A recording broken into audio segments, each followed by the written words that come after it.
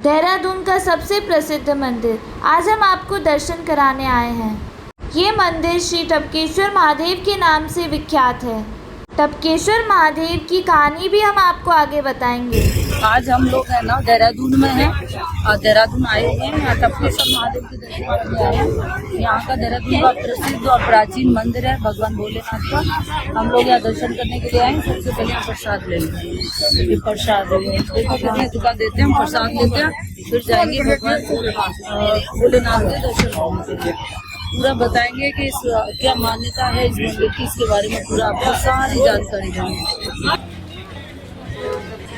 ये प्रसाद लिया हमने।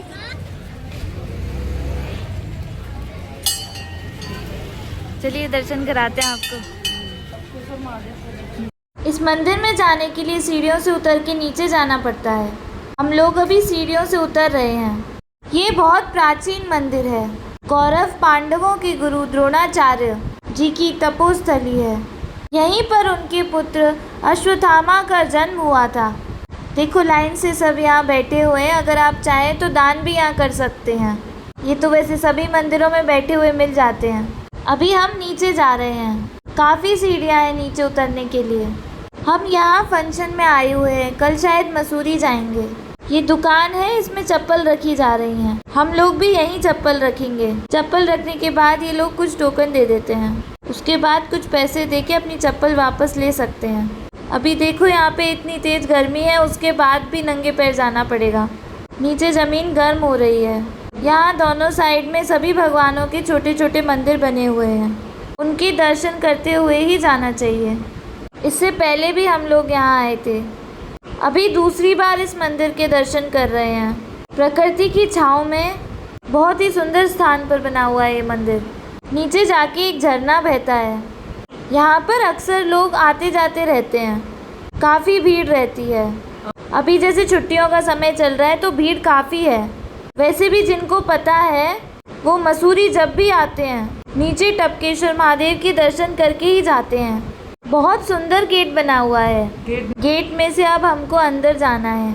ऊपर लिखा हुआ है टपकेश्वर महादेव मंदिर अश्वत्थामा द्वार।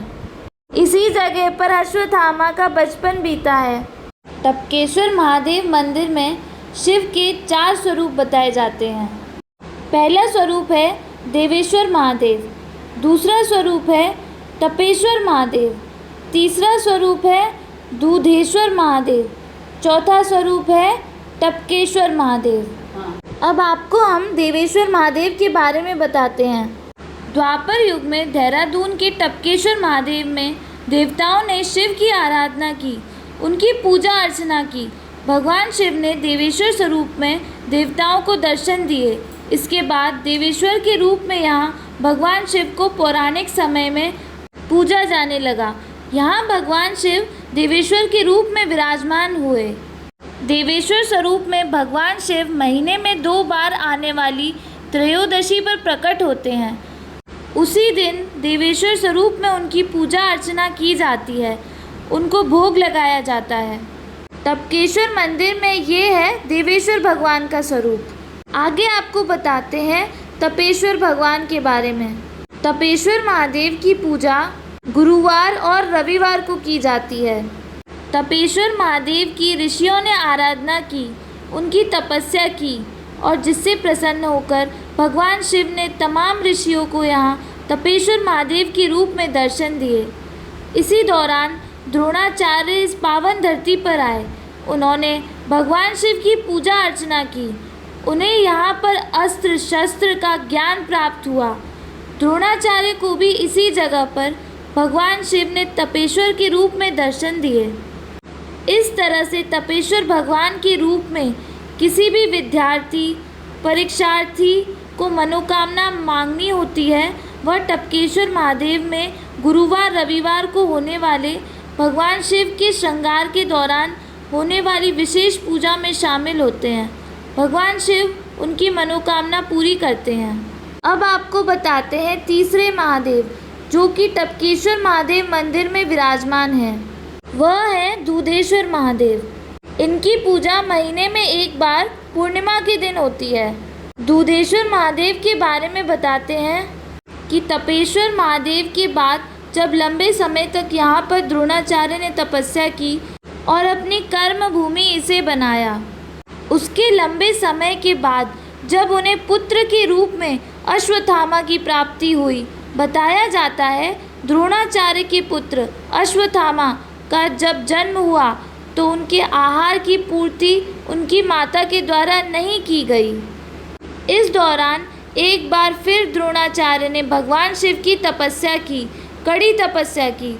लगभग 6 माह तक एक टांग पर खड़े होकर तपस्या करने के बाद भगवान शिव ने पूर्णमासी के दिन एक बार फिर से इसी जगह पर दूधेश्वर महादेव के रूप में प्रकट होकर द्रोणाचार्य के पुत्र अश्वत्थामा के आहार की पूर्ति की। बताते हैं कि गुफा में से दूध टपकने लगा था। उसी दूध को अश्वत्थामा ने पिया था और उनकी क्षुधा शांत हुई थी और जभी से उनको अमृतत्व का वरदान मिल गया। तब से महीने की हर पूर्णिमा के दिन यहाँ पर भगवान शिव को दूधेश्वर के रूप में पूजा जाता है। जब तक यहाँ दूध गिरता रहा तब तक इन्हें दूधेश्वर महादेव के रूप से ही जाना जाता था। लेकिन कालांतर के बाद कलयुग आया। कलयुग में लगातार पाप बढ़ने के बाद यहाँ दूध आना बंद हो गया। दूध की जगह पानी ने ले ली। आज कलयुग में भी भगवान शिव के शिवालय में चमत्कार देखने को मिलता है। लगातार शिवलिंग के ऊपर प्राकृतिक रूप से जलाभिषेक होता आ रहा है। टपकेश्वर महादेव का अपना एक पौराणिक महत्व है। यहाँ पर सावन के महीने में दूर दूर से शिव भक्त भगवान शिव का आशीर्वाद लेने आते हैं। मंदिर के चारों ओर हरियाली, पहाड़ और बहता हुआ जल वातावरण को अत्यंत शांत और आध्यात्मिक बना देता है। श्रावण मास और महाशिवरात्रि के दौरान यहाँ हजारों श्रद्धालु दर्शन के लिए आते हैं।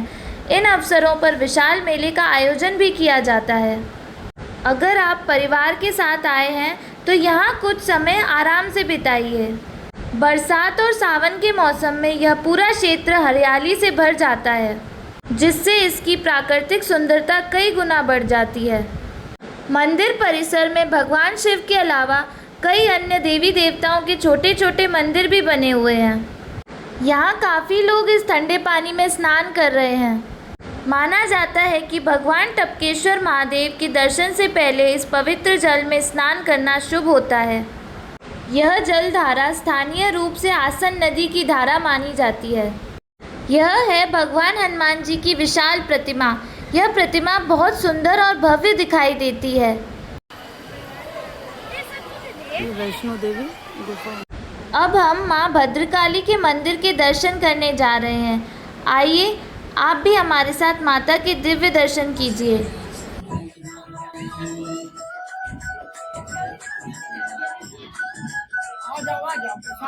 बोलो भद्रकाली माता की जय। ये श्री महाभद्रकाली सैन्य सिद्ध शक्तिपीठ टपकेश्वर जो द्रोणाचार्य का शक्तिपीठ है और उनका नेचुरल शिवलिंग यहाँ घुमाओ। हाँ ठीक है ठीक है ठीक है। नेचुरल शिवलिंग यहाँ पर स्थित है जहाँ द्रोणाचार्य जी ने तपस्या किया। और इसी के बाएं साइड में जो है द्रोणाचार्य का निवास स्थान की गुफा है। यहाँ स्वयंभू शिवलिंग है। यहाँ पर जल टपक रहा है और टपकता हुआ जल वही अमृत पान करके, वही जल को पान करके जो दूध के रूप में टपका था और उनके पुत्र द्रोणाचार्य के अश्वत्थामा अमर हो गए। ये 2 मंदिर ही यहाँ पर प्रसिद्ध है और यहाँ हवन यज्ञ पूजन और ध्यान करने से पूर्ण फल की प्राप्ति होती है। आडंबर रहित जीवन जिसका है और जो स्वयं कर्म में विश्वास करके सत्कर्म करता है उसी का इस मृत्यु लोक से उद्धार है। बोलो वृंदावन बिहारी लाल की, बोलो भद्रकाली माता की जय।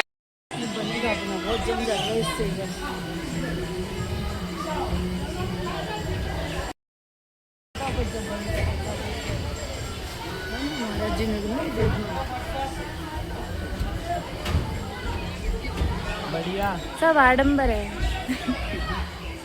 सही बोला महाराज जी ने, एकदम खुद जियो भाई, अपने परिवार को पालो। बाकी सब बेकार की चीजें हैं जिंदगी। यहाँ भगवान श्री कृष्ण अपनी एक उंगली पर गोवर्धन पर्वत उठाए हुए दिखाई दे रहे हैं। भगवान श्री कृष्ण की बहुत सुंदर प्रतिमा है। यहाँ ऐसी धार्मिक मान्यता है कि इस पवित्र स्थान पर सच्चे मन और अटूट विश्वास के साथ किया गया मंत्र जाप भगवान शिव तक शीघ्र पहुँचता है और उनकी कृपा जल्दी प्राप्त होती है।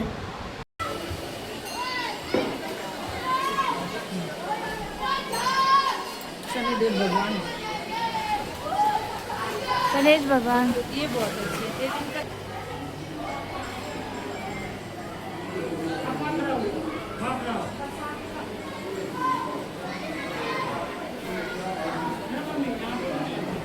अगर आपको हमारी यह यात्रा पसंद आई हो तो वीडियो को लाइक करें, चैनल को सब्सक्राइब करें और बेल आइकन ज़रूर दबाएं ताकि ऐसे ही धार्मिक और यात्रा से जुड़े वीडियो सबसे पहले आप तक पहुंचें।